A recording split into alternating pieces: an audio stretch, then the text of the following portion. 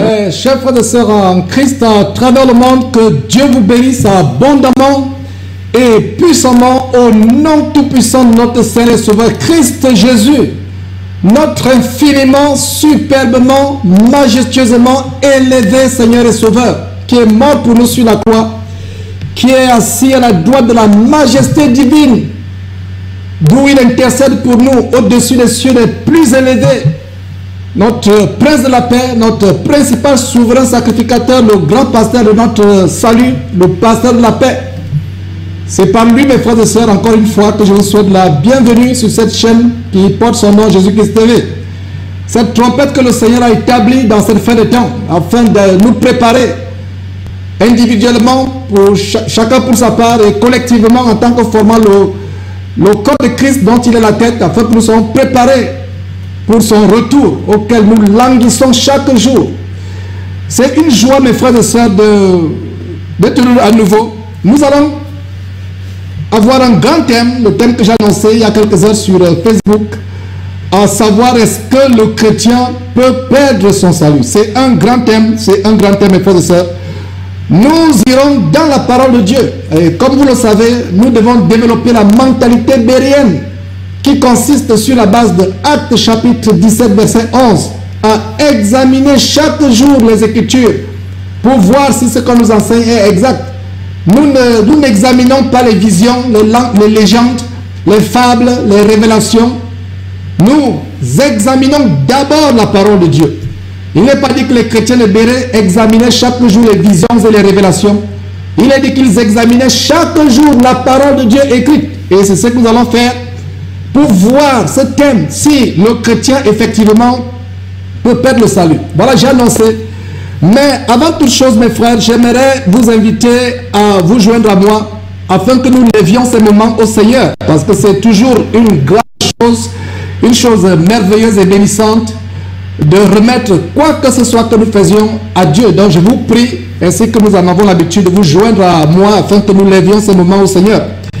Et je n'aurai de cesse de rappeler à mes sœurs, s'il vous plaît, je vous en supplie, couvrez-vous la tête chaque fois que vous joignez à cette prière. Il est une abomination pour une femme, c'est une abomination pour une femme, c'est une insulte adressée à Dieu, une injure, un blasphème de plier la tête non voilée. Quel que soit ce que Satan peut mettre dans votre tête, quels que soient les enseignements que Satan inspire, peuvent vous dire, nous devons couvrir la tête. Je vais dire, les sœurs doivent couvrir la tête pour, avant de prier, avant de louer, de prophétiser. Donc, sans plus tarder, nous allons remettre ces moments au Seigneur et prosternons-nous devant la face du Seigneur et élevons ces moments. Éternel Dieu, Seigneur, nous te remercions, nous te rendons grâce pour ce grand jour, ce jour magnifique que tu as rendu disponible. Seigneur, comment ne pas t'adorer, comment ne pas te louer pour les grandes choses que tu as faites pour nous, Seigneur. Déjà pour la plus grande des bénédictions, à savoir le souffle que tu nous as conservé aujourd'hui. Seigneur, beaucoup de personnes sont mortes, soit dans leur sommeil, soit à travers le monde par des accidents, soit par toute autre chose, des maladies. Mais nous sommes en bonne santé. Et même pour ceux qui actuellement ne sont pas en bonne santé, nous croyons et te remercions, Père, de la grâce que tu étends sur eux. Donc merci, Seigneur, pour la santé. Merci pour le souffle de vie. Merci pour l'énergie, la force, le courage que tu nous as donné afin de venir encore dévoiler les œuvres du malin et en même temps proclamer l'infinie grandeur de ta parole merveilleuse, inégalable, cette parole qui nous a franchis, cette parole qui est vie.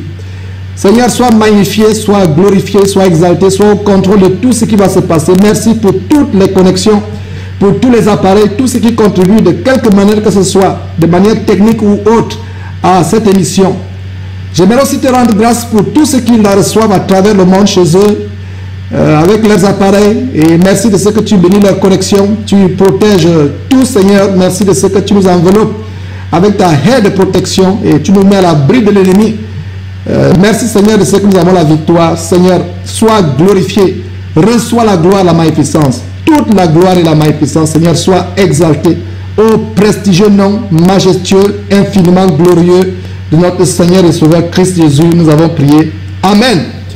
Donc voilà, mes frères, le thème que je vais commencer, que j'ai annoncé que je vais commencer, ce grand thème. Et c'est un thème qui est tellement important. Pourquoi? Parce que Satan est en train de tromper beaucoup de personnes. Et il y a des dénominations, d'ailleurs, moi je viens d'une dénomination où j'ai passé 20 années de ma vie, où on enseignait l'évangile diabolique de l'hypergrâce. L'évangile selon lequel, une fois sauvé, sauvé pour toujours. C'est-à-dire qu'une fois que vous êtes sauvé pour toujours dans cet évangile de l'hypergrâce. Voilà, donc nous allons voir cet évangile, nous allons exposer cet évangile, mais nous n'allons pas nous concentrer sur cet évangile, nous allons plutôt, mes frères, voir bibliquement parlant, d'abord la grâce, comment nous l'obtenons, et nous appesantir sur la possibilité ou pas de perdre cette grâce. Voilà, ce sera le sujet d'aujourd'hui, et c'est un grand thème que j'annonce là, et vraiment c'est avec beaucoup d'anticipation que je l'annonce, mes frères et sœurs. Prenez vos cahiers, prenez vos bics, et soyons prêts. Développons la mentalité bérienne. Cette mentalité qui consiste à examiner les Écritures pour voir si ce que nous enseignons est exact. Donc c'est ce que nous allons faire. Nous allons examiner la parole de Dieu en profondeur. Et voilà. Mais avant cela, comme vous en avez l'habitude, nous allons faire le tour du monde. Et le tour du monde aujourd'hui va nous accompagner, va nous conduire tour à tour au Brésil, en Afrique du Sud, en Chine et quelque part dans le monde. Et je vais vous dire pourquoi je dis quelque part dans le monde, parce que je n'ai pas les détails de cette chose qui m'a scandalisé. C'est une vidéo qu'on m'a fait parvenir hier par mon compte Gmail, Google, où une femme quelque part à travers le monde justifie le fait que la femme ne doit pas se voiler. Vraiment, vous allez voir à quel point cette femme déchiquette la parole de Dieu. Et je comprends pourquoi l'apôtre Paul, inspiré par Dieu, et même Jésus qui plus tard a révélé à Jean dans l'île de Patmos que la femme ne pouvait pas enseigner parce qu'il y a la séduction derrière. Ça m'a fendu le cœur de voir cette femme quelque part à travers le monde justifier pourquoi elle ne porte pas le foulard quand elle prie. Et elle justifie cela en disant que l'apôtre Paul ne parlait qu'à une catégorie de personnes, que l'apôtre Paul se serait même égaré dans tout ce qu'il pensait. Et voilà, c'est par là où on va finir le tour du monde, par ce quelque part dans le monde. Je ne sais pas où cette femme se trouve exactement. Mais nous allons commencer par le Brésil. Et le Brésil où un prêtre catholique a eu un concept abominable d'une christothèque. Christothèque, c'est-à-dire qu'une discothèque réservée aux gens qui suivent le Christ de Jésus. Et une christothèque où les gens servent des boissons qu'on appelle des Christo drinks. Donc voilà la première étape du tour du monde au Brésil, où on va voir un pasteur, un prêtre catholique, un prélat, qui a une boîte de nuit où il appelle la christothèque comme discothèque. Et vous voyez l'abomination, Satan est en train de s'amuser avec le corps de Christ. Et cela, nous ne sommes pas vraiment, nous ne pouvons pas être insensibles à ces choses. Et après cela, nous irons en Afrique du Sud où le célébrissime, entre guillemets, archevêque Desmond Tutu, prix Nobel de la paix, cautionne le mariage homosexuel. Et il a fait une déclaration auprès des instances onusiennes par rapport à l'homosexualité. Et vous allez entendre des choses choquantes dans l'Afrique du Sud. Donc, ensuite la Chine, où nous allons voir comment les cadavres des prisonniers condamnés à mort exécutés sont utilisés pour des produits de beauté, des produits cosmétiques et qui atterrissent sur les marchés à travers le monde.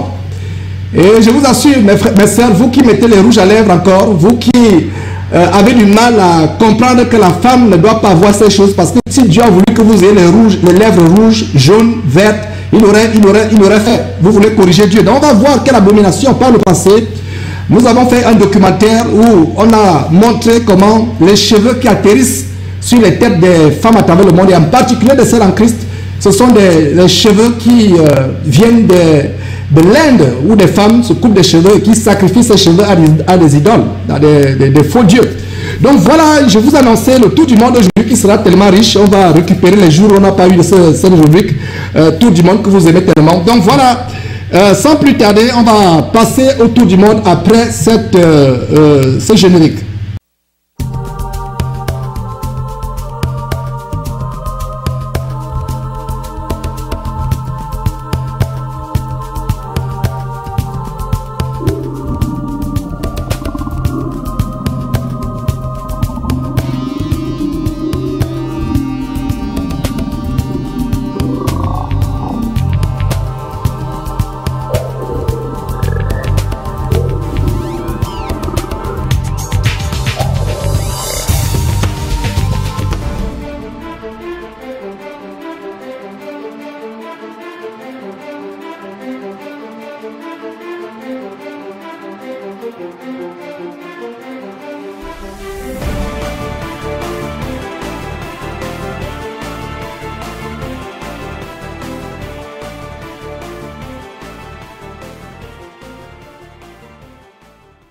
Voilà donc mes frères et sœurs, comme je vous disais, nous allons immédiatement au Brésil où un pasteur a ce concept vraiment choquant d'une discothèque et c'est vraiment des choses aberrantes.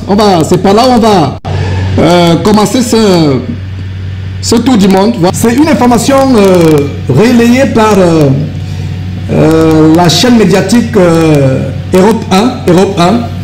Donc voilà ce qui se passe. Après la messe, ils vont en Christothèque. Voilà une abomination. Voilà une Christothèque, le concept de Christothèque qui est au Brésil maintenant. Satan est en train de tout faire pour distraire les chrétiens, pour les amener en enfer. C'est pour ça que nous rappelons ce verset, et vous pouvez imaginer le verset que je vais vous donner. N'aimez pas le monde, ni les choses qui sont dans le monde. Si quelqu'un aime le monde, l'amour de Dieu n'est pas en lui, parce que les choses du monde consistent en la convoitise de la chair, l'orgueil de la vie. Cela ne vient pas du Père, cela vient du monde. Voilà, donc tous ceux qui aiment le monde sont adultères vis-à-vis de Jésus-Christ. Donc voilà le concept de discothèque.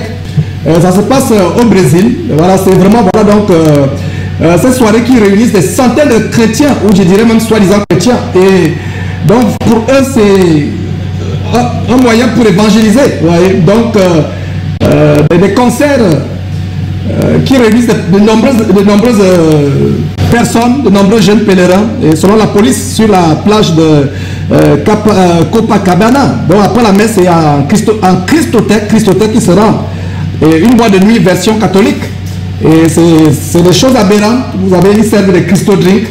Et vous voyez donc la moquerie derrière ces choses. Et ces gens qui font même ces choses ne réalisent pas à quel point ils sont manipulés par l'ennemi.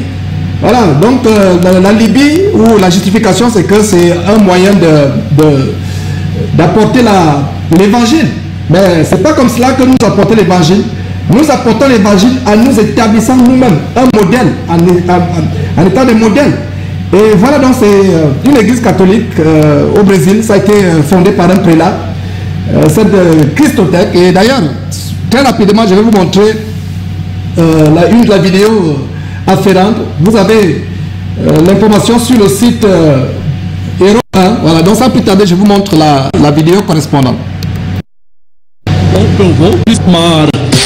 Aujourd'hui, je communie, dit le nouveau refrain de Gangnam Style.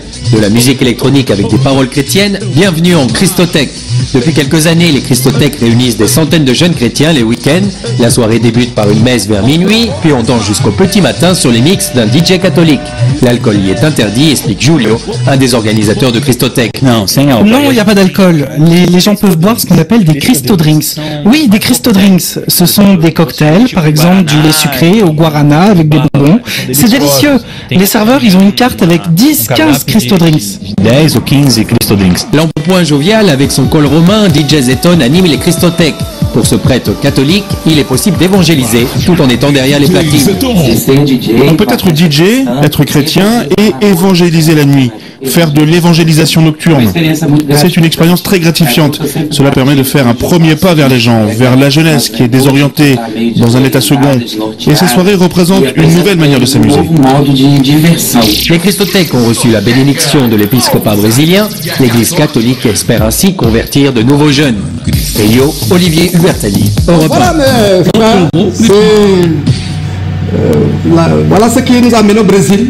Des concepts vraiment diaboliques comme cela, et où au lieu de prêcher l'évangile, tout simplement retirer les gens captifs dans les plaisirs du monde, dans les plaisirs, puisque la parole de Dieu dit celui qui aime les plaisirs est mort quoique vivant. Donc voilà, c'était le Brésil. Maintenant nous allons nous diriger en Afrique du Sud, où l'archevêque Desmond Tutu, prix Nobel de la paix, dit qu'il ne pourra pas louer un Dieu homophobe. Voilà, c'est l'information qui est relayée par beaucoup de journaux. Le Parisien qui relaie l'information, voilà, vous avez le Parisien qui relaie l'information de Desmond Tutu qui dit qu'il lui ne pourra pas louer un Dieu qui est homophobe.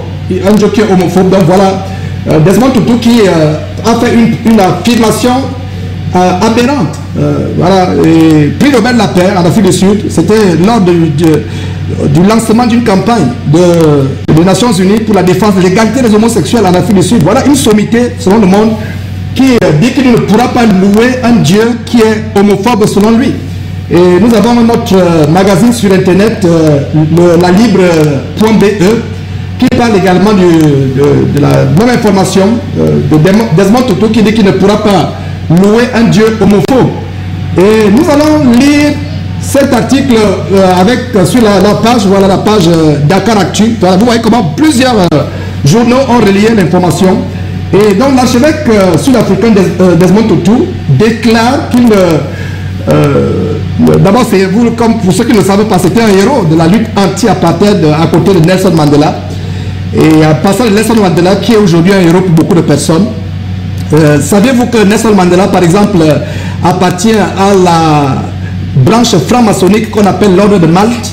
Et donc, il y a des photos. On reviendra là-dessus. C'est un héros. C'est le cas également aux États-Unis de Martin Luther King, le noir qui a lutté pour les droits des noirs. Voilà, donc Desmond Tutu, qui est un franc-maçon lui-même, un évêque qui se cache, et vous voyez donc, il ne louera jamais un Dieu homophobe. Voilà quelqu'un qui insulte Dieu en disant que Dieu est homophobe.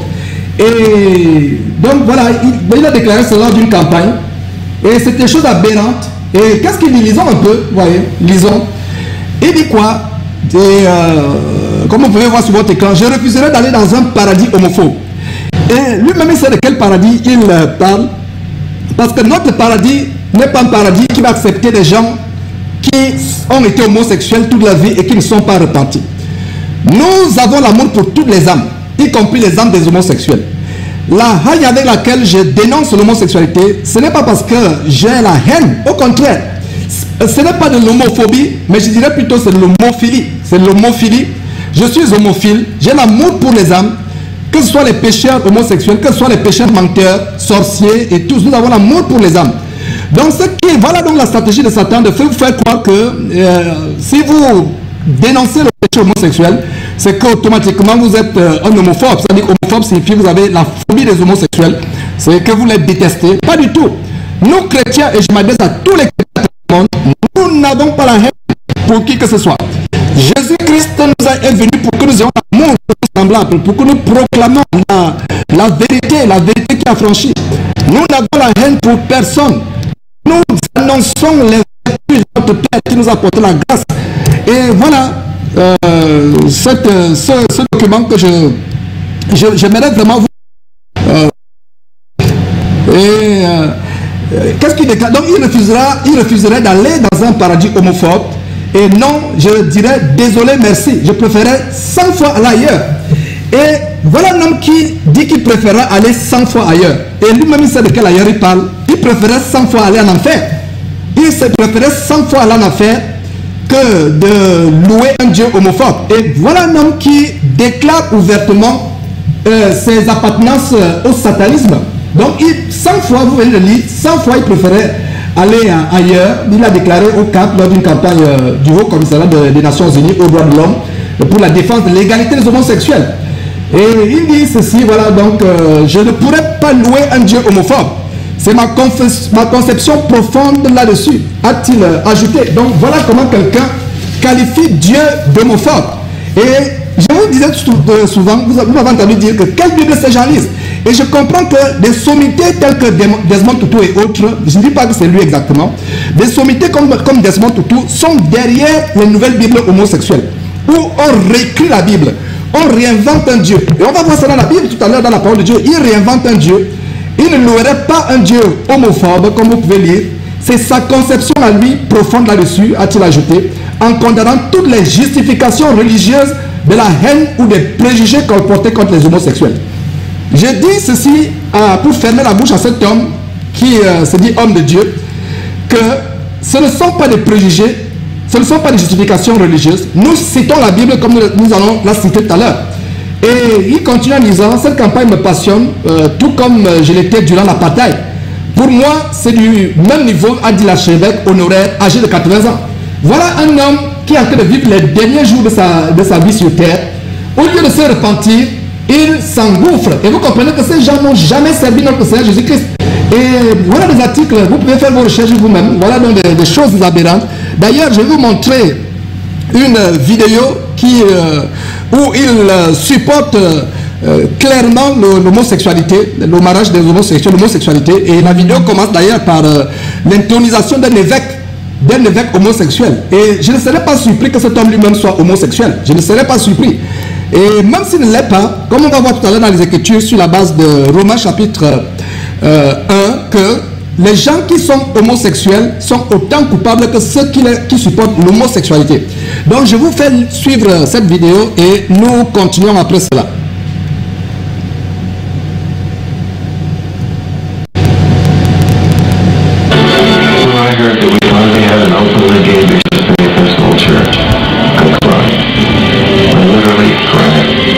Voilà monsieur qui dit, voilà, donc il y a eu cet évêque homosexuel que vous venez de voir défiler sur la vidéo. Il a littéralement pleuré. Il a pleuré mes frères. Donc on continue. Voilà, il dit que cet homme qui est un évêque homosexuel, je ne sais pas, il me semble que c'est en Afrique du Sud, je peux me tromper, corrigez-moi si quelqu'un a regardé ces choses par le passé. Il dit qu'il n'y a pas eu plusieurs. Et donc voilà, c'est un sujet d'espoir pour lui. Alors que notre espoir, c'est Jésus-Christ. Les gens trouvent leur espoir vers d'autres choses. Voilà donc Desmond Tutu qui tout à l'heure va parler, qui est le prix Nobel de la paix. Et vous pouvez avoir tous les prix Nobel de la paix du monde, mais si vous n'avez pas la paix en Jésus-Christ, cela ne vaut rien. Et la paix en Jésus-Christ vient du fait que vous défendez l'évangile tel que Jésus-Christ l'a enseigné, et vous marchez vous-même, vous pratiquez cet évangile. Donc continuons un tout petit peu. Voilà, donc voilà un admirateur qui dit, quand j'ai vu ce monsieur homosexuel accoutré de cette manière, portant toutes ces choses, c'était pour moi un signe d'honneur, c'était pour moi, pardon, un signe d'espoir. Et il a dit, vas-y, vas-y garçon, vas-y boy, vas-y.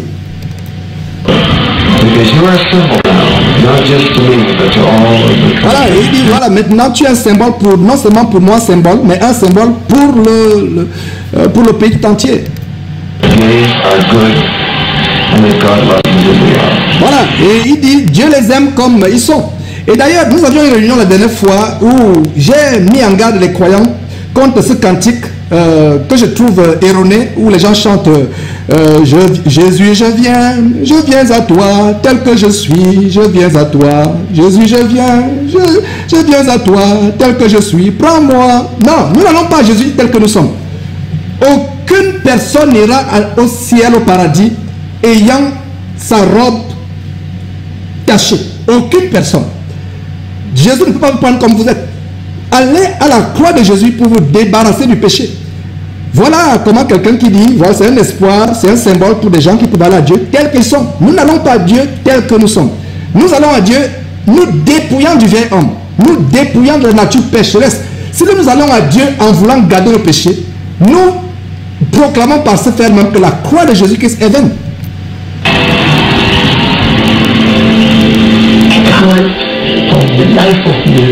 Imagine that God is saying, I will punish you because you are blind. Voilà cet homme donc. You should have been voilà blind. cet homme qui dit donc, imaginons que Dieu dirait, je te punirai parce que tu es noir, tu aurais pu être blanc, tu aurais dû être blanc, donc Dieu va te punir. Et ils ne comprennent pas.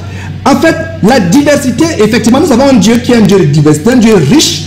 Mais ce n'est pas une diversité qui va au-delà des bornes de Dieu. Dieu a établi des bornes telles qu'un homme ne pouvait pas être sodomisé par un autre homme. Une femme ne pouvait pas aller avec une autre femme.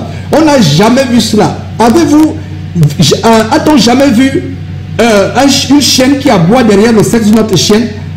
A-t-on déjà vu un cochon sodomiser un autre cochon? C'est des choses abominables. Dieu a dit ça ne peut pas se faire. Et on va aller dans la parole tout à l'heure.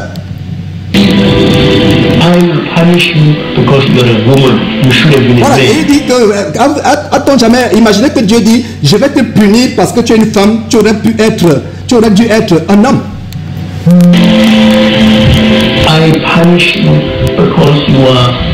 Voilà, et il continue, je vais te punir parce que tu es un homosexuel. Voilà des personnes, pas des discours enflés d'orgueil, non seulement des discours enflés d'orgueil, ils savent manipuler la rhétorique. Et voilà comment, par les discours fondés sur la sagesse humaine, ils veulent amener les gens à accepter des abominations qui sont aux yeux de Dieu. Voilà.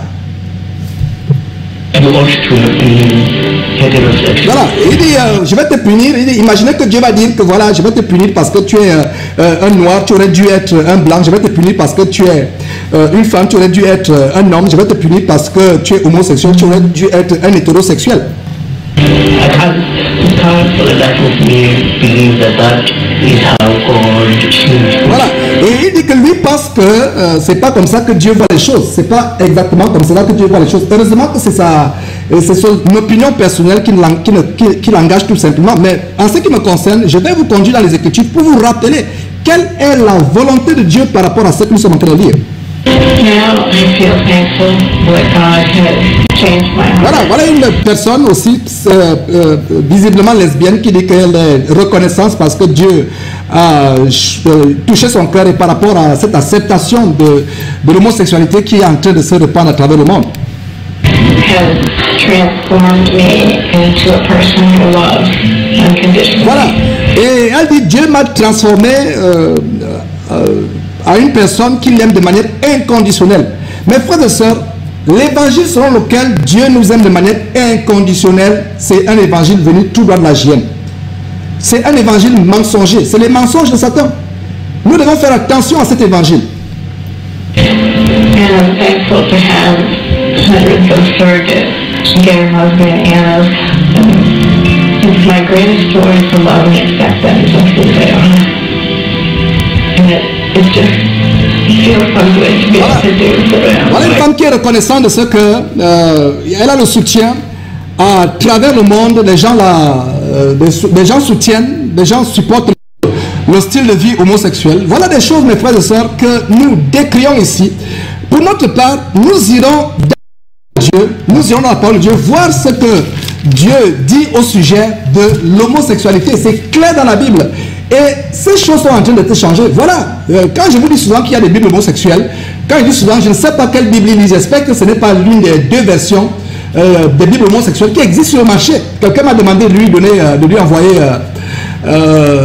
un exemplaire, je vais dire le lien pour un exemplaire sur Internet. Je me suis demandé qu'est-ce qu'il veut faire avec cette Bible.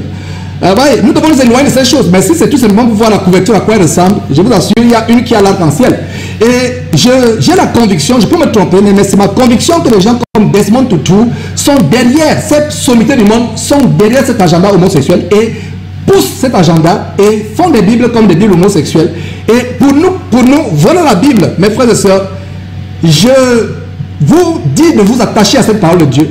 Voilà ce que cette Bible dit, la Bible que vous et moi vous avez. Allons dans Lévitique. Lévitique, mes frères et sœurs, chapitre 18. Lévitique, chapitre 18, au verset 22.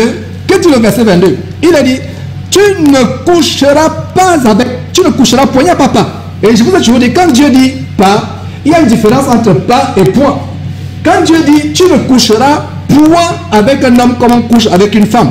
C'est une abomination. C'est une abomination. A-B-O-M-I-N-A-T-I-O-N. Une abomination. Une abomination. Tu ne coucheras pas avec un homme comme on couche avec une femme. C'est une abomination. Peuple de Dieu à travers le monde, mes frères et sœurs de la francophonie, c'est une abomination pour un homme de coucher avec un autre homme comme on couche avec une femme. C'est une abomination. Et que dit le verset, Lévitique chapitre 23, verset 13, le verset en dessous qui dit, si un homme couche avec un homme comme on couche avec une femme, ils ont fait tous deux une chose quoi? Abominable. Abominable. Ils seront quoi? Applaudis. Ils seront remerciés, ils seront réconfortés, ils seront consolés, ils seront exonérés. Non, non, non. Ils seront punis de mort. Leur sang retombera sur eux. Voilà, mes frères et sœurs, le standard de la parole de Dieu. Le standard de la... Allons dans une autre écriture, dans la... Maintenant, mes frères et sœurs, allons dans Romains, chapitre 1. Nous allons lire 3 versets dans ce chapitre. C'est un chapitre tellement important qui dit, tu ne... Voilà, verset 26, on va lire Romains chapitre 1, verset 26, verset 27 et verset 32 qui dit, c'est pourquoi Dieu les a livrés à des passions infâmes, car leurs femmes ont changé l'usage en celui qui est contre nature. Ils Ils ont changé l'usage. L'usage a été changé. Oh, mes frères et sœurs, regardez la parole de Dieu. Ils ont changé. C'est pour ça que Dieu les a livrés à des passions infâmes. Et ce verset me montre que c'est Dieu qui les a livrés. Donc, certains homosexuels, pas tous, certains, selon ce verset, sont, disons, la conséquence de la punition de Dieu. Et si vous lisez plus haut, il a dit c'est pourquoi Dieu les a livrés à des passions infâmes. À des passions infâmes. Car leurs femmes ont changé l'usage naturel en celui qui est contre quoi? Qui est contre nature. Verset 27. De même les hommes, abandonnant l'usage naturel de la femme, se sont enflammés. Regardez, l'homme abandonnant. Regardez très bien, l'homme abandonnant l'usage naturel de la femme. L'usage naturel. Dieu a créé la femme pour qu'elle ait un usage naturel avec l'homme. L'homme aussi est là pour avoir un usage naturel avec la femme. Mais il dit quoi? Abandonnant, regardez, soulignez bien le mot abandonnant l'usage naturel de la femme, se sont enflammés dans leur désir les uns pour les autres, comme étant homme avec homme. Regardez très bien sur votre écran, comme étant, c'est souligné, comme étant homme avec homme. Des choses comment? Agréables, des choses recommandables. Non, non, non, des choses infâmes, infâmes. Et recevant en eux-mêmes, le salaire que méritait leur égarement. Et le verset 32 nous dit quelque chose de très grand. Le verset 32 dit ceci: et bien qu'ils connaissent le jugement de Dieu, déclarant dit de mort ceux qui commettent les choses. Regardez, Paul, inspiré par Dieu, est en train de reprendre exactement ce que Lévitique 20:13 dit, qui seront tués de mort. Et le verset 32 dit quoi? Bien qu'ils connaissent le jugement de Dieu, déclarant dire de mort ceux qui commettent de telles choses, non seulement ils les font, mais ils approuvent ceux qui les font. Donc, qu'est-ce que nous comprenons au verset 32 si vous n'avez pas compris? C'est que vous qui cautionnez, vous qui tolérez, qui supportez les homosexuels, vous supportez le style de vie homosexuel, sachez que vous êtes autant coupable. Donc s'il y a un chrétien quelque part qui m'écoute à travers le monde devant cette chaîne, comprenez que si vous avez cautionné, si vous avez dit un jour dans votre cœur, non, ne les jugez pas, Dieu les juge, Seigneur, repentez-vous, parce que vous êtes autant coupable. Il faudrait mieux pour vous de commencer même à être lesbienne ou bien être homosexuel. Parce que si vous cautionnez seulement, vous aurez la punition. Donc nous ne devons pas cautionner ces choses. Verset 32. Et bien qu'ils connaissent le jugement de Dieu, déclarant dit de mort ceux qui commettent de telles choses, non seulement ils les font, mais ils approuvent ceux qui les font. Passage pour un faux homme de Dieu, célèbre selon le monde, franc-maçon déguisé en ministre de Jésus-Christ. Nous lui fermons la bouche avec la plus grande véhémence. Desmond Tutu. Quand je pense que je connais une personne qui exhibait vraiment les photos qu'elle a eues avec Desmond Tutu, Mandela et autres, et je crois que j'avais tiré son attention pour lui dire que non, tu ne dois pas, ça c'est d'abord l'idolâtrie. Et il y a des gens, et il y a des Facebook où des personnes s'enorgueillissent d'avoir Nelson Mandela comme photo d'accueil, ou même le nom Mandela, Desmond Tutu, des sommités. Je voulais dire des sodomies, je voulais dire quelque chose, mais voilà. C'est terrible, mes frères et sœurs. Et allons dans Jude plutôt. Jude dit ceci, Jude chapitre 1, versets 5 à 8. Je veux vous rappeler, à vous qui savez fort bien toutes ces choses, que le Seigneur, après avoir sauvé le peuple et l'avoir tiré du pays d'Égypte, fit ensuite périr les incrédules. Fit ensuite périr qui? Les incrédules, c'est-à-dire que ceux qui ne croient pas à la parole de Dieu, ceux qui sont incrédules, il les a péris, il les a fait périr. Verset 6. Et qu'il l'a réservé pour le jugement du grand jour, enchaînés éternellement par les ténèbres, les anges qui n'ont pas gardé leur dignité, mais qui ont abandonné leur propre demeure. Regardez les anges qui n'ont pas gardé leur dignité. Il s'agit de quelle histoire ici? Il s'agit de l'histoire de Genèse chapitre 6, où des anges ont quitté leur domicile céleste pour venir s'accoupler avec les filles sur la terre, et les géants en sont nés. D'ailleurs, on a fait une émission là-dessus. Je vous recommande vivement cette émission il y a avant-hier. Donc voilà. Donc, mais qui ont abandonné leur propre demeure. Donc ces anges sont réservés pour le jugement. Ils sont enchaînés éternellement dans les ténèbres. Ils n'ont pas gardé leur dignité, parce que ils n'ont pas gardé leur dignité et ils ont abandonné leur propre demeure. Que dit le verset 7? Que Sodome et Gomorrhe et les villes voisines firent quoi? Qui se livrèrent comme eux à l'impudicité et à des vices contre nature. Et il y a des vices contre nature. Et quelqu'un va vous dire que Sodome et Gomorrhe a été détruit parce qu'ils étaient cupides, parce qu'ils avaient l'amour de l'argent, parce qu'ils avaient autre péché. Non, que dit la Bible? Les vices contre nature, c'est ce que nous venons de voir dans Romains chapitre 1, verset 27.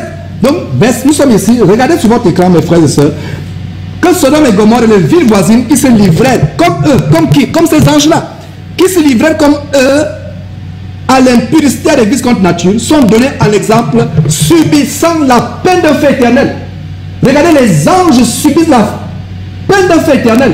Et ceux qui se livrent comme ces anges à des vices contre nature, comme le lesbianisme, l'homosexualité, le sexe avec des animaux, le sexe avec des bébés, le sexe avec des objets ou la masturbation, des vices contre nature, sont donnés à l'exemple, subissant la peine d'un feu éternel. Verset 8, malgré cela, ces hommes aussi, entraînés par leur rêverie, leurs imaginations. Voilà donc un homme, Desmond Tutu, vous venez de l'entendre, qui est emporté par des rêveries. Par des rêveries. Voilà. Donc c'est des rêveries. Et vraiment, continuez à mettre les photos de ces gens sur votre Facebook. Vous savez à quoi vous avez fait. D'abord, c'est l'idolâtrie que vous faites. Les hommes de ce monde que vous idolâtrez. Et non seulement vous idolâtrez des personnes qui préparent le terrain à l'antéchrist. À l'antéchrist. Donc voilà le verset 8 dit, malgré cela, ces hommes aussi, entraînés par leur rêverie, mes frères et sœurs, entraînés par leur rêverie. Ces hommes sont entraînés par leur rêverie, comme cet homme qui vous apporte des rêveries, des imaginations venues tout de l'enfer, souillent pareillement leur chair. Non seulement ils sont emportés par leur rêverie, ils souillent pareillement leur chair, méprisent l'autorité et injurient les gloires. Injurient les gloires. Ils injurient Dieu. Parce que Dieu a dit que l'homosexualité est mauvaise. Vous vous dites non, c'est bon. Vous vous dites que Dieu vous accepte comme vous êtes. Vous injurez les gloires. Donc, ils sont là emportés dans leur rêverie et nous exposons ces choses avec la plus grande véhémence, mes frères et sœurs. Voilà donc ce tour du monde. Voilà, ce tour du monde est tellement plein aujourd'hui. Nous ne sommes pas encore loin de finir ce tour du monde qui va nous conduire immédiatement en Chine, mes frères et sœurs. Voilà, qu'est-ce que nous allons voir en Chine? En Chine, les produits cosmétiques qui sont fabriqués à base de cadavres des personnes condamnées à mort, dont la peau des condamnés à mort est utilisée. Donc c'est le courriel international, vous voyez, le Monde, vous pouvez voir le Monde, etc. Qui relaie, donc c'est des journaux assez sérieux, voilà, qui dit la peau des condamnés à mort en Chine utilisée par l'industrie de la cosmétique. Et cela d'ailleurs a été dénoncé en 2005 par le prestigieux, entre guillemets, prestigieux journal anglais The Guardian, qui livrait une enquête stupéfiante en matière d'industrie cosmétique et qui levait le voile sur des pratiques qualifiées de traditionnelles par les employés de la compagnie chinoise qu'il a interrogé. Donc voilà le Guardian en 2005 qui a interrogé voilà qui a interrogé le Guardian. Voilà ce qui se passe. Ces produits cosmétiques qui viennent voilà, le rouge à lèvres, les vernis. Voilà ce que peut-être, ma soeur, toi qui m'écoutes, peut-être que tu aurais sur tes rouges à lèvres la peau réduite en poudre et mélangée avec du sang et du foie et je ne sais pas, la grésine. Et voilà, tu aurais peut-être ces choses maintenant sur tes lèvres. Et nous montrons ces choses. Et j'ai mon assistante, en même temps, ma fille qui est vraiment scandalisée actuellement, qui m'assiste sur un des moniteurs, qui est vraiment sur le point de s'évanouir. Effectivement, c'est des choses. Quand nous disons que n'aimez pas ces choses, n'aimez pas ce donc voilà quelqu'un qui est sur le point d'aller être mis au peloton d'exécution, guillotiné ou étranglé.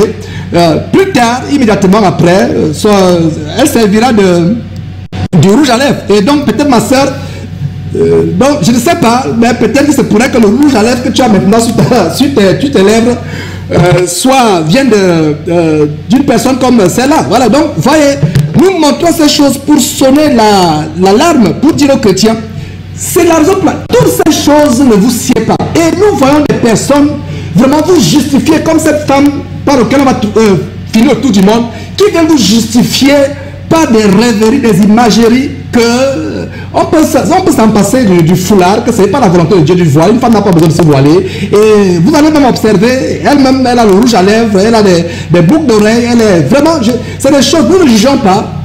qui que ce soit. Nous, peut-être cette personne que je vais exposer tout à l'heure, peut-être qu'elle a, je ne doute pas de la sincérité qu'elle a par rapport à l'amour de Dieu, mais elle est dans l'erreur, elle est sincèrement dans l'erreur. Donc voilà, revenons sur ce documentaire, donc pendant cette rubrique de Guardian qui a mené une enquête.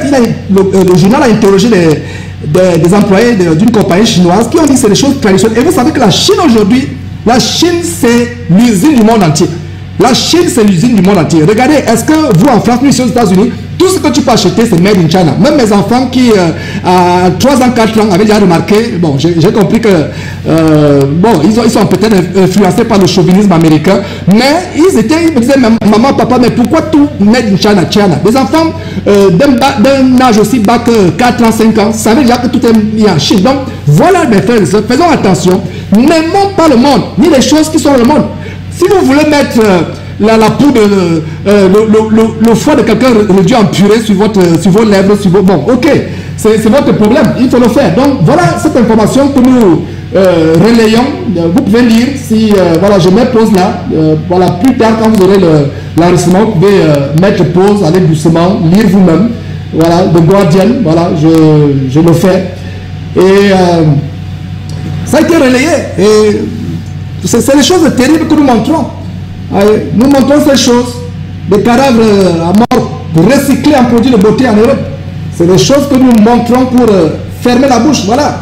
Donc, après la viande de cheval dans les plats surgelés et la matière fécale, c'est-à-dire que les excréments, la matière fécale dans la nourriture, Ikea, voici une révélation qui fait froid dans les os. En effet, une enquête a révélé l'ingrédient secret de certains produits cosmétiques chinois, des morceaux de peau humaine.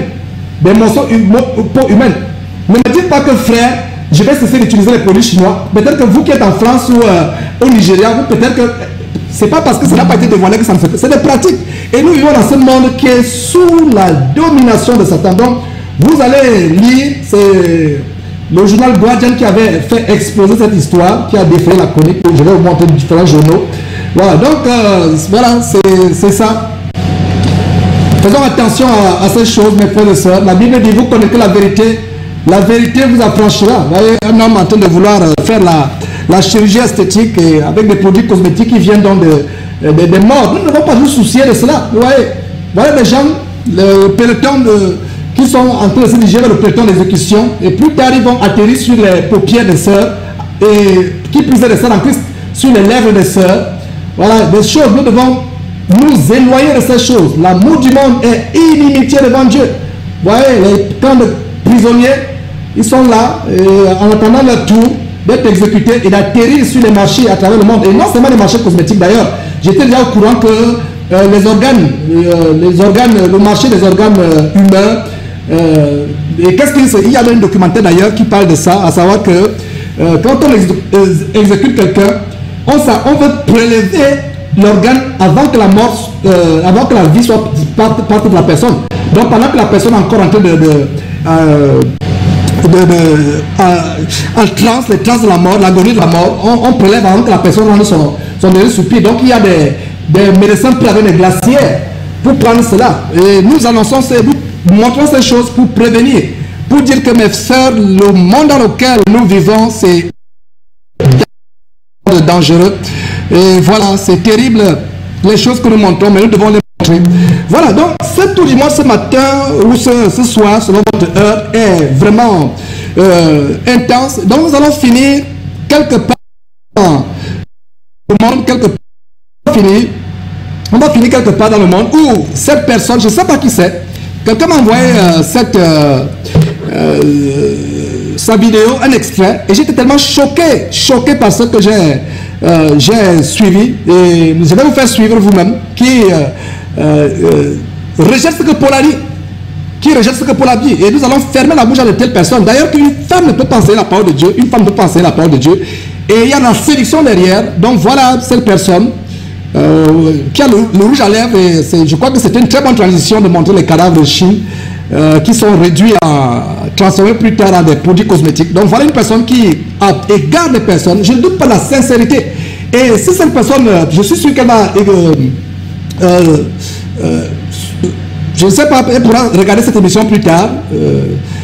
C'est vraiment dommage nous avons l'amour pour les gens, c'est pour dire que nous devons aller aux Écritures. Nous devons aller aux Écritures et cesser de donner libre cours aux rêveries. Cessons de lâcher nos intelligences derrière des affabulations, derrière des visions, des révélations. Dieu m'a dit à gauche, Dieu m'a dit à droite. Cessons de lâcher nos intelligences comme un chasseur lâcherait son chien de chasse derrière le gibier. Cessons de lâcher nos intelligences derrière toutes sortes de visions, de révélations. Nous devons faire ce que Dieu nous commande dans 1 Jean chapitre 4 verset 4, éprouver les esprits. Et la meilleure façon par laquelle on éprouve les esprits, c'est en ayant la mentalité bérienne qui consiste à examiner chaque jour les Écritures pour savoir si ce que nous enseignons est exact. Il n'est pas dit examiner les visions. Voilà, donc sans plus tarder, je vous montre cette vidéo et nous allons revenir après elle. Bien-aimés dans le Seigneur, soyez tous bénis. Je sais que beaucoup vont passer par là et beaucoup me diront, pourquoi tu ne portes pas le voile? Bon, moi maintenant je vais m'expliquer maintenant, parce que c'est très important que les gens sachent pourquoi je ne porte pas le voile. Premièrement, sachez que femmes, le voile ne vous sauve pas. Je tiens à vous le dire, je tiens à dire aux femmes que le voile ne vous sauve pas. Jésus-Christ s'en fout de ton voile ou pas. Je veux vous dire, je le respecte pour Paul, c'est un apôtre, c'est quelqu'un qui a suivi Jésus. Je prends l'exemple de Paul, pas parce qu'il est mon Dieu, mais je prends l'exemple de Paul parce qu'il a suivi Jésus. Et moi, je veux aussi à Jésus directement. C'est mon sauveur. Il est le serviteur de Jésus. Moi, je suis une servante de Jésus-Christ. Je vais à Jésus, je pose des questions à Jésus. Et je veux vous dire, ce que Paul a dit a été pris hors contexte. Ce n'était pas une obligation que Yeshua voulait donner à toutes les femmes. Il l'aurait précisé. Il est le chef, il est la parole, il aurait précisé. Tout ce qui concerne l'homme, le Dieu, Jésus-Christ a montré. Paul, je reviens encore, a dit à ces femmes de mettre le foulard. C'était dans des circonstances assez particulières. Ce n'est pas un commandement qui est donné à toute femme sur terre. La Corinthe était une des villes qui se convertissait à Christ, oui, mais c'était une ville qui avait beaucoup de femmes prostituées. Et la plupart avaient leurs cheveux rasés. C'était vraiment un peu malsain pour ces femmes qui venaient d'entrer dans le Seigneur, parce qu'il y en a plein qui entraient, qu'on puisse différencier ces femmes-là avec les autres. Donc, il était plus convenable qu'on mette le foulard afin d'éviter de voir ces différences, parce que c'était comme une honte. On savait dans cette vie, quand une femme coupe les cheveux, c'était signe de prostitution. Mais comme ces filles venaient vers Dieu et qu'il fallait uniformiser les choses, l'apôtre, guidé par l'Esprit Saint, a mis des règles à cet endroit pour éviter d'amener la honte, car Jésus-Christ ne vient pas amener la honte à un être humain. Mais ce n'est pas une loi, ma soeur. Ne vous mentez pas. Plein de juifs ont le long cheveu. Paul s'adressait à une communauté en fonction de quelque chose. Jésus-Christ, pour beaucoup à qui il a donné la grâce de voir, porte de longs cheveux, des cheveux qui tombent. Allez-vous dire qu'il est une honte pour un homme de porter les cheveux? Le problème n'est pas là-bas. Le problème n'est pas là-bas. Le voile ne te sauve pas. Il ne te sauve pas. Et beaucoup qui se cachent derrière le voile. Jésus-Christ va vous demander toute la Bible. À la loi, ils seront jugés par la loi. Toute la Bible, toute la Bible. Il prendra page par page. Il va les consulter tous. Le voile ne te sauve pas. Si tu veux, tu le mets. Si tu veux, tu ne le mets pas. Jésus-Christ ne va pas te tuer. Jésus-Christ ne va pas ne pas écouter ta prière parce que tu n'as pas un voile.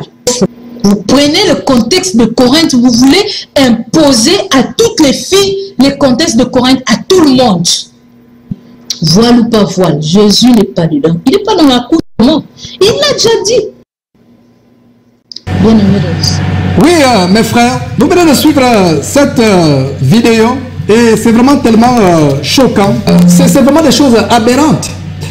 Et il y a apparemment de vérité. Mais il y a deux erreurs.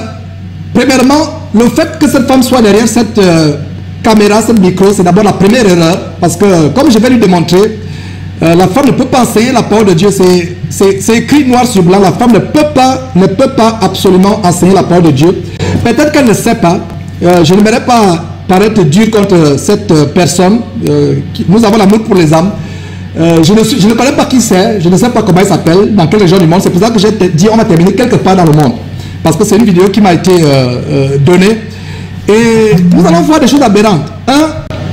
Elle dit que Paul a pris cela hors contexte et elle parle des prostituées. Paul a pris ça pour les prostituées. Je me demande dans quel verset, vraiment, si un frère peut me donner un verset où Paul, il est dit que Paul a dit cela à cause des prostituées. Parce que nous ne nous fions pas sur les fables et sur les généalogies. Nous nous fions sur la parole de Dieu et rien que sur la parole de Dieu. Et c'est sur la base de la parole de Dieu. Et je vais dire à cette personne qui m'écoute, si elle est en direct ou si elle regarde plus tard, que nous avons l'amour. Ce n'est pas contre la personne. Nous sommes défenseurs de l'évangile de Jésus-Christ. Et il y a 3-4 ans, je me serais bagarré avec quelqu'un si la personne m'avait dit que la femme doit prier avec le foulard sur la tête. Parce qu'au lieu d'examiner les Écritures, j'avais examiné les légendes. Comme quoi, il y avait des prostituées à Corinthe. C'est la raison pour laquelle Paul avait imposé le voile. Ce qui n'est pas le cas. Ce qui n'est absolument pas le cas. Allez lire le chapitre 1 Corinthiens chapitre 11. 1 Corinthiens chapitre 11 sur le voile. Et il n'y a pas de justification. Et voilà, donc c'est des choses aberrantes. Et s'il y a une vérité, c'est vrai. Et j'ai dit que le voile uniquement n'amènera pas une femme au paradis. Parce qu'il y a des femmes qui portent le voile sur la tête, de longues jupes, mais le cœur est noir de jalousie, noir d'envie, de cupidité, noir d'insoumission à leur mari, noir de querelle, de mauvaises choses. Elles continuent à se prostituer malgré le fait qu'elles mettent le voile dimanche à l'église, mais hors de l'église, c'est autre chose. Il y a de la vérité en cela. Mais en ce qui concerne le port du voile, on va aller dans la parole de Dieu. On va voir ce que la parole de Dieu dit. Nous devons retourner aux Écritures. Je doute bien de la sincérité. Nous avons moi, qu'est-ce que je voulais dire? Je ne doute pas de la sincérité de cette personne. On peut être sincère, mais être sincère dans l'erreur. Être sincère dans l'erreur. La femme, ne peut pas enseigner la parole de Dieu, ne doit pas enseigner la parole de Dieu, parce que c'est une abomination devant l'Éternel. Et beaucoup de gens vont se retrouver en enfer. Et je suis pur de sang de qui que ce soit. Je suis pur de sang de qui que ce soit. Donc, voilà une femme qui enseigne des choses pernicieuses parce qu'au départ, elle ne doit pas enseigner. Et tout ce que nous allons faire, nous allons lui fermer la bouche avec la parole de Dieu. Je n'ai pas à m'en prendre à elle, je ne sais pas qui elle est. Et nous allons sur les Écritures. Et c'est avec amour que nous le faisons. Et ma prière, c'est qu'une femme comme celle-là, qui visiblement montre de l'amour pour le Seigneur, mais qui ne sait pas qu'elle est en train de suivre Satan. Et c'est sur Satan sans s'en rendre compte, parce qu'il y a un évangile, un autre évangile. Donc, allons dans les Écritures. Et je vais vous amener dans les Écritures. Ouvrez vos Bibles. D'ailleurs, pour cette séquence, vous aurez les versets bibliques sur votre écran et vous pourrez vérifier. Commençons d'abord par 1 Timothée, chapitre 2. On va commencer par 1 Timothée. Je vais vous montrer quelque chose dans 1 Timothée, chapitre 2, versets 11 à 15. Il a dit que la femme écoute l'instruction en silence. Que la femme fasse quoi? Écoute l'instruction en silence. Je ne permets pas à la femme d'enseigner. Je ne permets pas. La permission n'est pas donnée à une femme d'enseigner. Montrez-moi un verset où il est dit que la femme peut enseigner. Montrez-moi un verset où une femme a ouvert la Bible, où une femme a ouvert un livre, ou même dans l'Ancien Testament, il parle l'exemple de Déborah, d'autres personnes. Montrez-moi où Déborah est allée dans une synagogue ou dans un temple, prendre la Bible, l'ouvrir et l'exposer devant les gens. Aucune femme ne l'a fait. Aucune femme n'a écrit un livre dans la Bible. Les femmes qui sont passées aujourd'hui, qui sont dans les positions d'autorité, ce n'est que de la rébellion. Non seulement il y a de la rébellion, il y a de la séduction. Il y a de la séduction. Et j'étais tellement surpris. À ce moment, cette femme avait une larme aux yeux. Quand la vidéo entière, je l'ai reçue. La vidéo entière est 21 minutes. Et je n'ai plus que des parties pour les besoins de cette émission. Je n'ai plus qu'environ 4 parties. Donc, à ce moment, elle va éclater en sanglots. C'est la séduction. Hein, ce n'est pas parce que quelqu'un ne touche pas les sanglots par quoi que ce soit qu'on va. Non, nous allons à la parole de Dieu. Ce n'est pas par les sanglots qu'on va toucher les courants, ce n'est pas la vérité. Vous connaissez la vérité. La vérité vous affranchira. La vérité, c'est la parole. Il n'est pas dit que vous connaîtrez les rêves. Jésus m'a dit, Jésus m'a dit. Quel Jésus? Jésus ne peut pas te dire quelque chose qui est contraire dans la parole de Dieu. Si tu as un Jésus qui te dit quelque chose qui est contraire dans la parole de Dieu, c'est un autre Jésus. C'est un bar Jésus. Et nous pouvons lire d'ailleurs, pendant que nous allons continuer avec 1 Timothée chapitre 2 sur votre écran, j'aimerais rapidement vous rappeler qu'il y a un autre Jésus. Et à cette personne qui vraiment perd son temps, quelle perte de temps et d'énergie dans la rébellion, parce que tout ça c'est tout simplement la rébellion. Et si quelqu'un vient vous dire que Jésus vous a dit quelque chose, et vérifiez que c'est le vrai Jésus, parce que Jésus qui ne peut pas vous dire quelque chose qui est contraire à la parole de Dieu, ne peut pas vous dire quelque chose qui est contraire à la parole de Dieu. Donc 2 Corinthiens, ça est un bonus entre guillemets, entre parenthèses, 2 Corinthiens chapitre 11 verset 4 dit, car si quelqu'un vient vous prêcher un autre Jésus que celui que nous avons prêché, ou si vous recevez un autre esprit que celui que vous avez reçu, ou un autre évangile que celui que vous avez embrassé, vous le supportez bien. Je suis tellement surpris que les personnes supportent ce genre d'esprit impur qui sont derrière cette personne, parce qu'en fait, cette personne ne sait pas qu'elle est égarée, emportée par notre esprit, et qui enseigne des choses pernicieuses. Un autre Jésus. Jésus ne peut pas vous enseigner quelque chose qui est contraire à sa parole. Il ne peut pas vous enseigner cela. Donc revenons sur votre écran, qui dit, où 1 Timothée chapitre 2 verset 11 à 15 dit que la femme écoute l'instruction en silence, avec une entière soumission. Et même la façon par laquelle cette personne parle, vous voyez de l'autorité. La Bible dit que Jésus enseignait comme ayant autorité. Donc si quelqu'un va enseigner, il va enseigner en imitant qui? En imitant Jésus-Christ. Jugez vous-même s'il est bienséant pour une femme de vociférer, d'élever la voix, de gesticuler. Et on va prendre l'exemple de Sarah. Sarah aurait gesticulé comme cela publiquement. Sarah aurait vociféré comme cela publiquement. Mais frères et sœurs, ne soyons pas séduits. Il y a des esprits séducteurs, il y a de la séduction derrière. Et nous allons d'ailleurs lire. Allons sur ce qui est sur votre écran, qui a dit que la femme écoute l'instruction en silence avec quoi? Une soumission. Non, avec une entière soumission. Donc une soumission totale. Verset 12. Je ne permets pas à la femme d'enseigner, ni de faire quoi? Ni de prendre l'autorité sur l'homme. Donc cette personne, par le fait d'enseigner, prend l'autorité sur l'homme, mais elle doit demeurer dans le silence. Et en passant, je vous recommande la série d'enseignements que nous avons fait sur le ministère de la femme. J'ai fait il y a le bien-aimé frère Loïc du côté de France qui a fait un merveilleux enseignement. Et nous devons aller regarder ces choses. Et examiner vos écritures.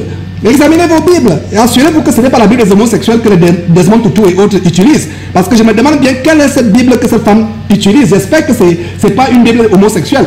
Et nous devons examiner la Bible. Et elle vient, non seulement elle ne peut pas enseigner, et encore même, quand elle vient, aucun verset, elle dit des choses, elle raconte des affabulations, des fables. Paul a parlé aux prostituées. Pour quelle prostituée? Dans quelle Bible il dit que Paul a parlé aux prostituées par rapport à se couvrir la tête? Oh Seigneur, quelle Bible lisait-il? Donc le verset 12, je relis sur votre écran s'il vous plaît. Je ne permets pas à la femme d'enseigner, ni de prendre de l'autorité sur l'homme. Mais elle doit demeurer dans quoi? Dans le silence. Verset 13, car Adam a été formé le premier, Ève ensuite. Ève ensuite. Voilà la raison pour laquelle la femme ne peut pas enseigner. Et le verset continue en disant, donne toujours les raisons. Voilà le verset où Paul donne les raisons pour lesquelles la femme ne doit pas enseigner. Cette femme vous donne les raisons pour lesquelles Paul a dit aux femmes de porter le foulard. Ce n'est dans aucune Bible. J'aimerais qu'elle amène une Bible où elle dit, elle nous lit, elle donne le verset, chapitre, verset, et les gens suivent ces choses. Les gens suivent, vous voyez toute la vidéo, les gens mettent like, les gens font des commentaires. Voilà une personne qui est en train de vous égarer, étant égarée elle-même. Nous prions que cette personne puisse se repentir, revienne à la parole de Dieu, verset 14, et ce n'est pas Adam qui a été séduit, c'est la femme qui séduit, s'est rendue coupable de transgression. La raison pour laquelle Dieu interdit à la femme d'enseigner, c'est parce que la séduction est à côté de cela, il y a la séduction. Verset 15, elle sera néanmoins sauvée en devenant mère si elle persévère avec modestie. Regardez la modestie. Ce n'est pas que vous venez publiquement commencer à crier. Une femme, ce n'est pas bien séant pour une femme de crier publiquement. C'est bien, c'est pas pour un homme, l'homme peut crier. C'est pas. Il y a des gens qui disent, je dis par exemple pour ceux qui sont en Afrique ou dans les régions tellement reculées où on n'a pas le luxe d'avoir les toilettes. Il peut aller en brousse au bord d'une rue, se soulager, permettez-moi l'expression, faire pipi étant debout. Mais est-ce que la femme aussi parlait publiquement le faire étant debout? Non. Elle va prendre une position qui est autre que la position de l'homme.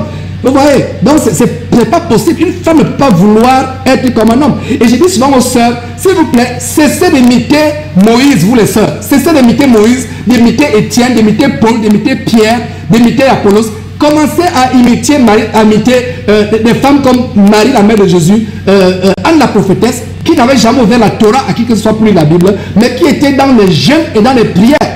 Marie n'a jamais enseigné la parole à quelqu'un, malgré le fait qu'elle a porté 9 mois dans son ventre Jésus-Christ qui, selon Apocalypse, est la parole de Dieu. Son nom, c'est la parole de Dieu. Elle n'a jamais enseigné. Montrez-moi un verset dans la Bible qui montre qu'une femme a ouvert la Bible pour enseigner.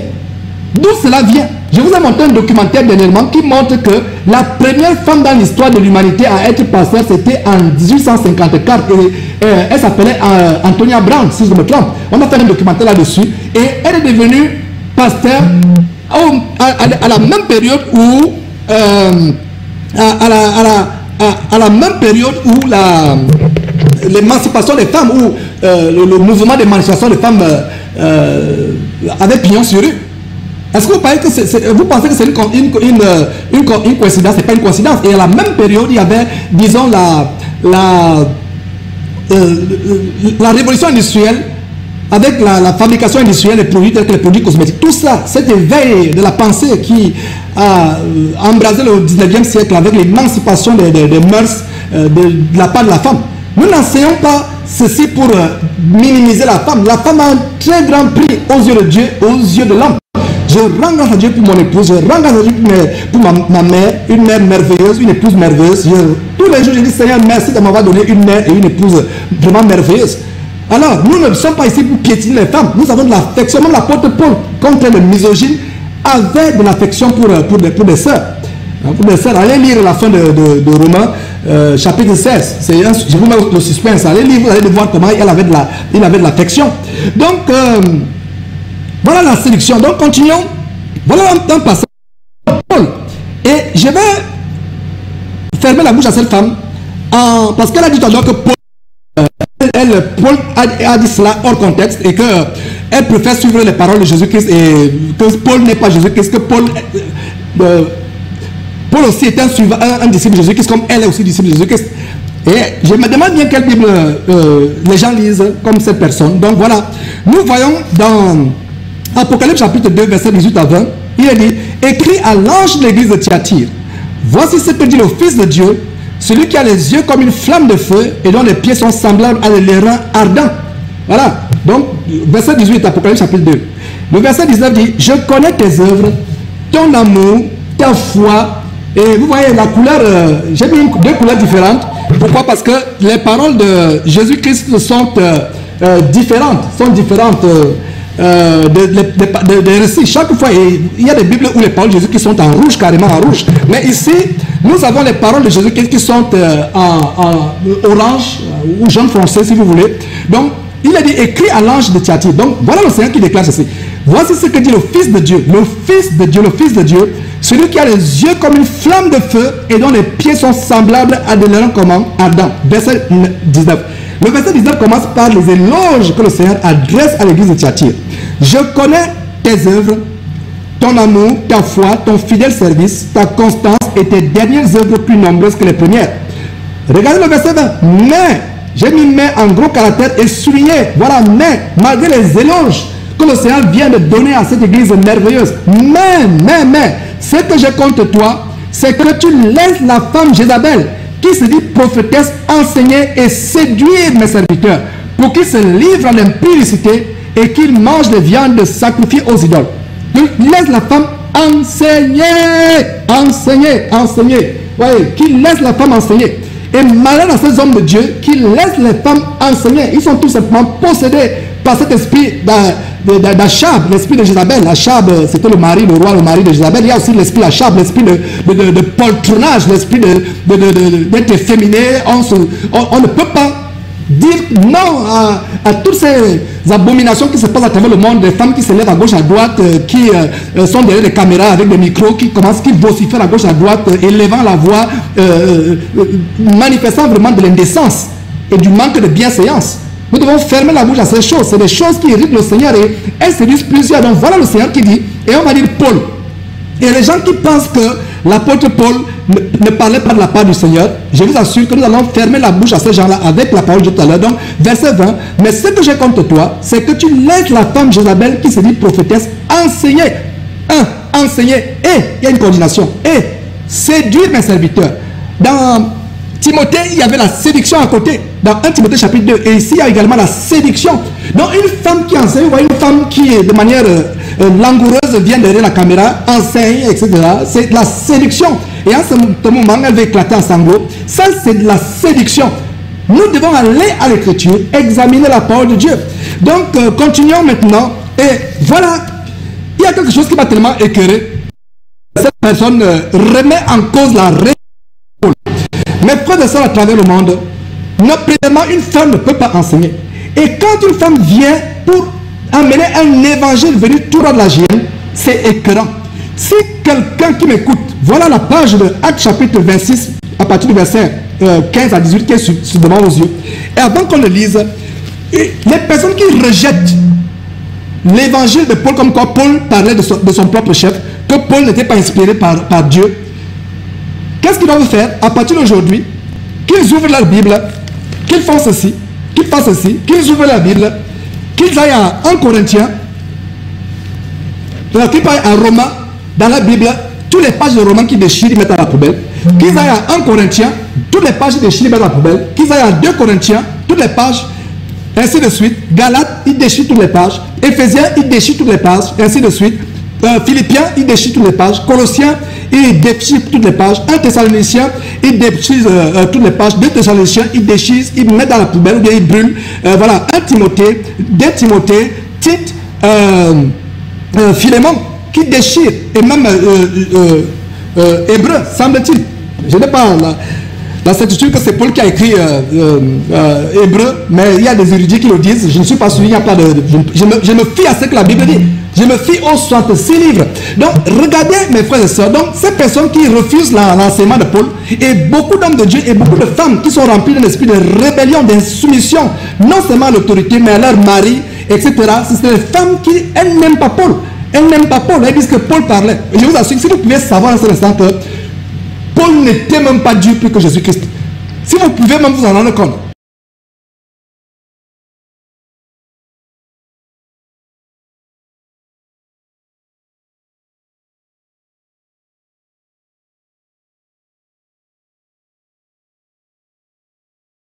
La Bible de Genèse chapitre 1 verset 1 à Apocalypse 22, 21 est inspirée de Dieu. Toute la parole de Dieu. Et les gens veulent enlever des morceaux de versets de Bible dans la parole de Dieu et les remplacer par des abominations, des rêveries, des affabulations. Chacun veut enlever, quand un verset ne vous plaît pas, vous enlevez ça de la parole de Dieu. Toute la Bible est inspirée de Dieu. Nous, on va voir cela. Toute écriture est inspirée de Dieu. De quoi parlez-vous là? D'ailleurs, avant de commencer à lire, lisons ce passage justement. Toute écriture est inspirée de Dieu. Ouais, voilà l'écriture devant vous. Toute écriture. Une partie seulement. Non, toute écriture est inspirée de Dieu. Et utile pour faire quoi? 4 choses. Enseigner, 1. Convaincre, 2. Corriger. C'est pour ça que nous corrigeons ces gens d'enseignement qui polluent les oreilles des gens, de véritable pollution sonore et spirituelle, qui polluent les oreilles des personnes à travers le monde. Donc toute écriture est inspirée de Dieu et utile pour faire 4 choses. Enseigner, convaincre, corriger et instruire dans la justice. Verset 17, afin que l'homme de Dieu, il n'a pas dit la femme de Dieu, il a dit l'homme de Dieu, soit accompli et propre à toute bonne œuvre. Et continuons donc avec le récit. La mission du Seigneur Jésus-Christ. Et je me demande si cette personne au sujet duquel nous faisons le tour du monde, parce que c'est elle qui conclut le tour du monde aujourd'hui, c'est pas encore l'enseignement, c'est le tour du monde, un long tour du monde aujourd'hui. Donc voilà, Actes chapitre 26, verset 15 à 18. Je ne sais pas si tu as lu, et vous qui m'écoutez, je ne sais pas si vous avez bien lu ce que je vais vous lire là. Paul est en train de reprendre l'histoire sur la route de Damas, ce qui s'est passé à Damas. Et allez lire cela dans le livre d'Actes, ce qui s'est passé quand il allait à Damas avec les lettres, les édits pour persécuter les chrétiens. Il a été frappé par l'infinie grandeur, de la magnificence, de l'éclat du Seigneur qui lui a apparu. Et nous voyons quoi? Donc, en Actes chapitre 26, plus tard, il rappelle cela dans ses écrits. Il dit ceci: je répondis, qui es-tu? Et le Seigneur dit, je suis Jésus que tu persécutes. Je suis Jésus que tu persécutes. Regardez qu'est-ce que le Seigneur lui dit. Le Seigneur Dieu, verset 16, suivez attentivement, des choses intéressantes, bon, on va les voir. Mais lève-toi et tiens-toi sur tes pieds, car je te suis apparu pour t'établir ministre et témoin des choses que tu as vues et de celles pour lesquelles je t'apparaîtrai. Et nous avons le dire ici que Jésus n'est pas apparu à Paul une fois seulement. Parce que Paul est en train de parler de ce qui est arrivé à Damas. Maintenant Jésus dit, je t'apparaîtrai, donc le futur. Est-ce que vous comprenez mes frères et sœurs? Lisons très bien la Bible. Faisons attention à ce que nous lisons. Jésus lui dit, verset 16, mais lève-toi et tiens-toi sur tes pieds, car je te suis apparu pour faire quoi? Pour t'établir ministre et témoin des choses que tu as vues et de celles pour lesquelles je t'apparaîtrai. Donc toutes les choses que Paul dit, que ce soit le foulard, que ce soit le silence de la femme dans les assemblées, que ce soit le fait que la femme ne peut pas être pasteur ou enseigner, Paul les a entendus du Seigneur Jésus-Christ. Il a été témoin des choses qu'il a vues. Oh Seigneur, est-ce que vous voyez le verset 16? Soulignez ce verset 16 dans votre Bible et mangez ce verset à partir d'aujourd'hui. Pour ceux qui disent que Paul exagérait, Paul faisait l'excès de zèle. Verset 17, j'étais choisi du milieu de ce peuple, et du milieu des païens. Paul a été choisi. Pas les gens aujourd'hui qui s'élèvent, Dieu m'a dit, Dieu m'a choisi, Dieu m'a élevé, alors que Dieu ne les a pas choisis. Parce que si Dieu vous avait choisi, vous ferez ce que Jésus-Christ, le Fils de Dieu, a enseigné dans les évangiles et dans même toute la parole de Dieu. Donc regardez Paul qui a été choisi. Et regardez, c'est en orange ou jaune foncé. Il a dit, j'étais choisi du milieu de ce peuple et du milieu des païens avec qui je t'envoie. Verset 18. Pourquoi? Afin que tu leur ouvres les yeux, pour qu'ils passent des ténèbres à la lumière et de la puissance de Satan à Dieu, pour qu'ils reçoivent par la foi en moi le pardon des péchés et l'héritage avec les sanctifiés. Est-ce que vous pensez que c'est par hasard que Paul est celui qui a écrit la majorité de l'Ancien Testament, non, pardon, du Nouveau Testament, excusez-moi, du Nouveau Testament, en commençant après le livre Actes? C'est un hasard? Combien de personnes, même les personnes qui ont été avec Jésus? Nous avons Jean qui a écrit l'Apocalypse et qui a écrit aussi les épîtres. Nous avons Pierre qui a écrit 2 épîtres. Jean en a écrit 3. On a Jude qui a écrit. On a Jacques qui a écrit. Mais quelle est la plus grande portion? Mais cet homme qui n'a même pas été avec Jésus, Jésus qui était physiquement sur terre, lors de son ministère terrestre sur terre, il a été choisi. Donc, repentez-vous. Cette personne, si elle m'écoute, qu'elle se répande. Parce que c'est une abomination, c'est contre la parole de Dieu. Le verset 17 dit, j'étais choisi au milieu de ce peuple et du milieu du païen vers qui je t'envoie. Verset 18, afin que tu leur ouvres les yeux pour qu'ils passent des ténèbres à la lumière et de la puissance de Satan qui nous avait les yeux. À supposer qu'il n'y avait pas les écrits de Paul dans la Bible, je vous assure qu'on se contenterait des 4 évangiles et il y a une grande partie des révélations. Oh Seigneur, quelle Bible ces gens lisent? Voilà Actes chapitre 26 qui nous montre des clés fondamentales, comment Paul a été choisi pour nous apporter la lumière, pour que nos yeux, verset 18, soient ouverts, pour qu'ils passent des ténèbres à la lumière et de la puissance de Satan à Dieu, et pour qu'ils reçoivent par la foi le pardon des péchés et l'héritage des sanctifiés. Allons dans Galates, s'il vous plaît. On va dans Galates, on poursuit dans Galates, on continue à voir ces choses doucement. Galates chapitre 1, nous allons voir 3 versets. Galates chapitre 1. Galates chapitre 1, on va voir 3 versets.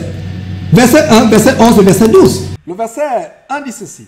Paul, apôtre, non de la part des hommes, ni par un homme, mais par Jésus-Christ et Dieu le Père, qui l'a ressuscité des morts. Relisons le verset 1.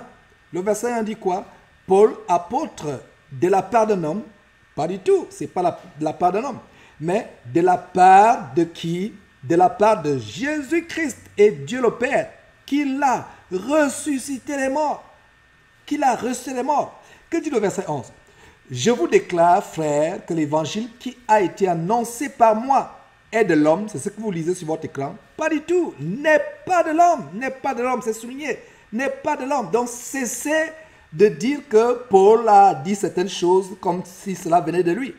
toute l'écriture, comme on l'a vu tout à l'heure, est inspirée de Dieu. De Genèse chapitre 1, verset 1 à Apocalypse 22, 21. Toute écriture est inspirée de Dieu.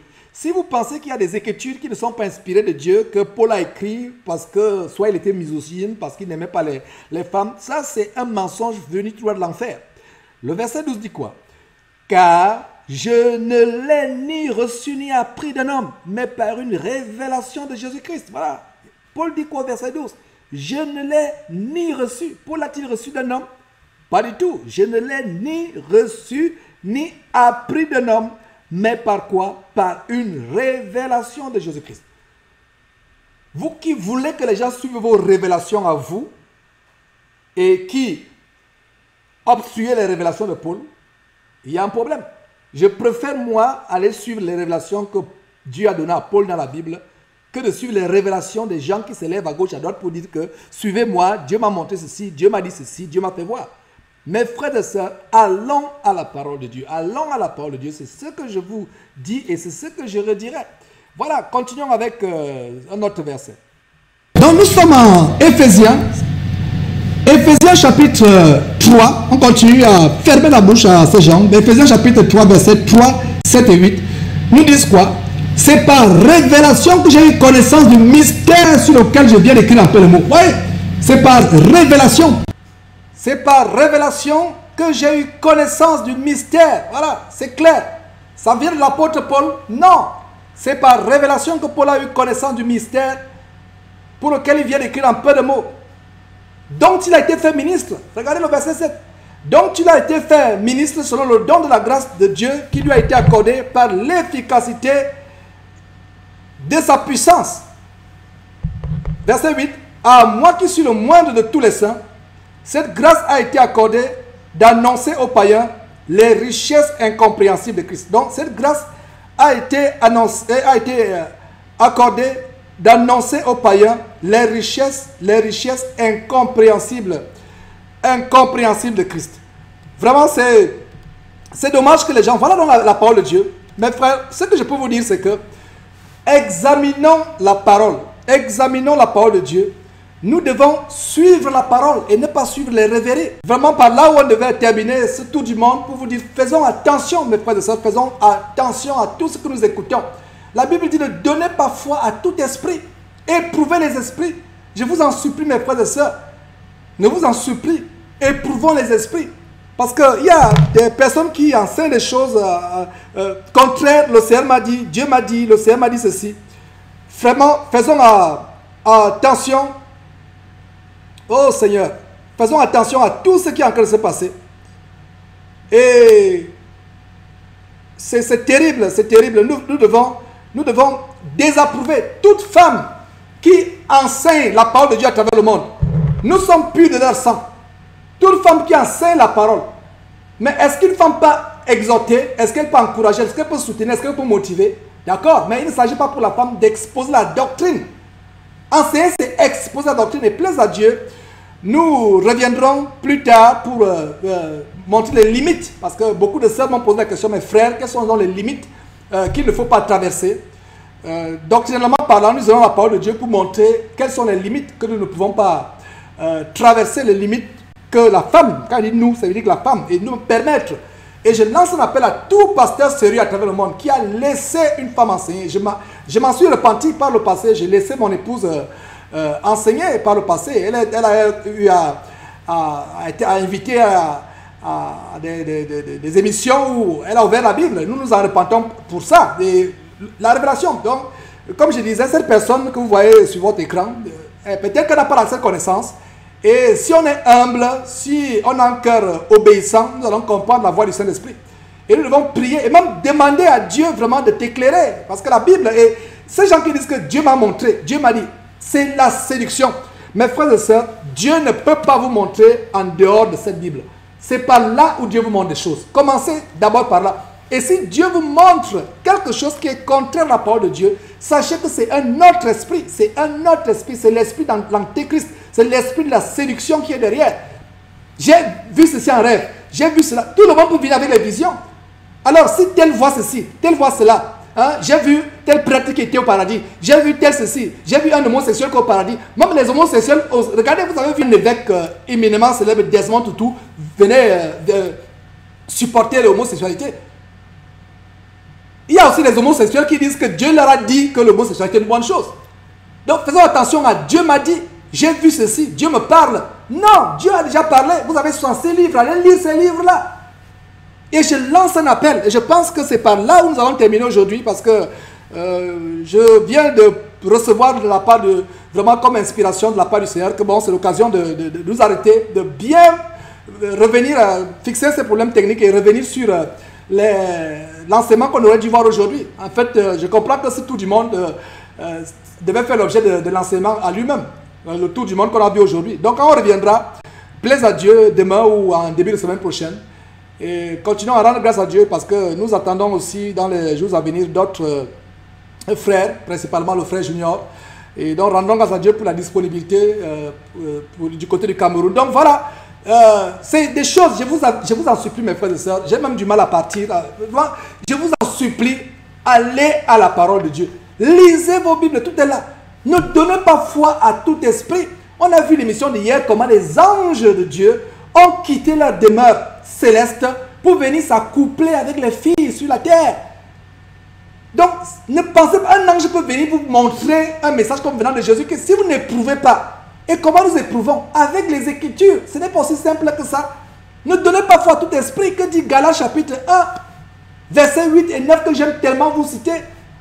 Quand bien même les apôtres comme Paul, Pierre, Jean et autres, Jacques, annoncerait un évangile autre que cela, ce qui a été donné. Quand même un ange venu du ciel donnerait un évangile autre que celui qui a été donné, qu'il soit quoi? Anathème. Qu'il soit anathème. Nous devons vraiment veiller aux Écritures. Et c'est notre mission.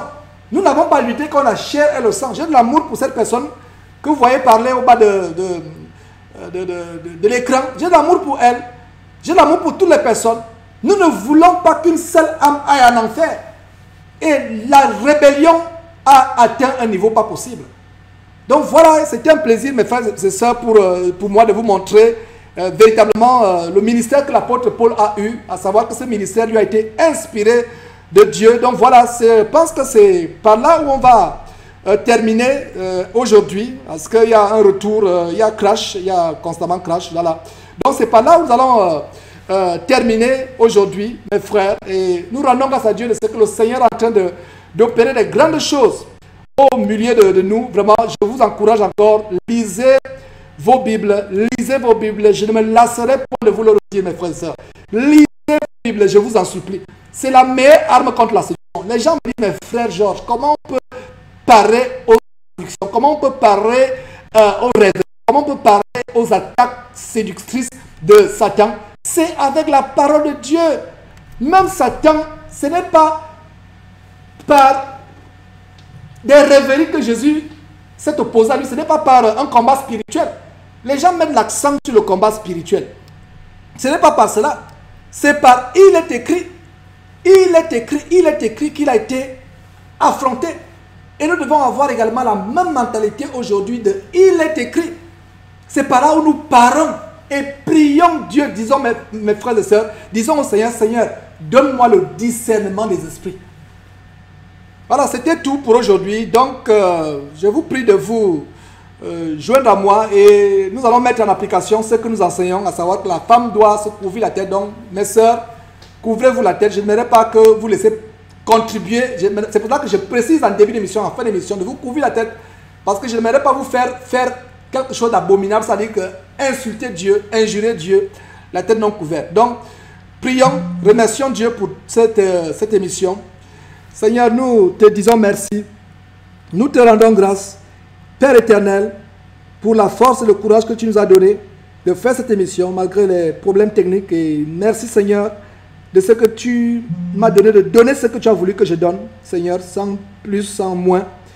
Et je te remercie, je te rends grâce, Seigneur, pour cette personne qui a fait l'objet de la dernière partie du tour du monde. Seigneur, je ne sais pas qui elle est, je ne sais pas dans quelle partie du monde elle se trouve. Seigneur, aie pitié d'elle. Aie pitié pour toutes les sœurs à travers le monde, tous les frères, surtout ces sœurs qui ne comprennent pas encore la grandeur des révélations que tu as données à l'apôtre Paul. Seigneur, manifeste-toi puissamment dans leur vie. Délivre-les, Seigneur, des esprits de séduction. Délivre-les, Seigneur, vraiment de tout esprit qui les tourmente, qui les aveugle.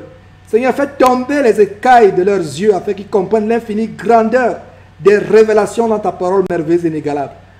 Seigneur, aie pitié de nous tous. Et nous qui pensons être debout, Seigneur, donne la force de toujours tenir debout afin que nous ne tombions pas, Seigneur. Parce que ton Fils Jésus-Christ a dit que les premiers seront les derniers seront les premiers, Seigneur. Oh, donne-nous la capacité, la force, Père, d'être fidèles à toi jusqu'à la fin. Seigneur, préserve-nous du malin. Toutes les séductions qui se passent dans le monde, les gens qui appellent bien mal, qui appellent mal bien. Seigneur, encore une fois, aie pitié de cette personne. Pardonne-lui toutes ces choses blasphématoires qu'elle a proférées.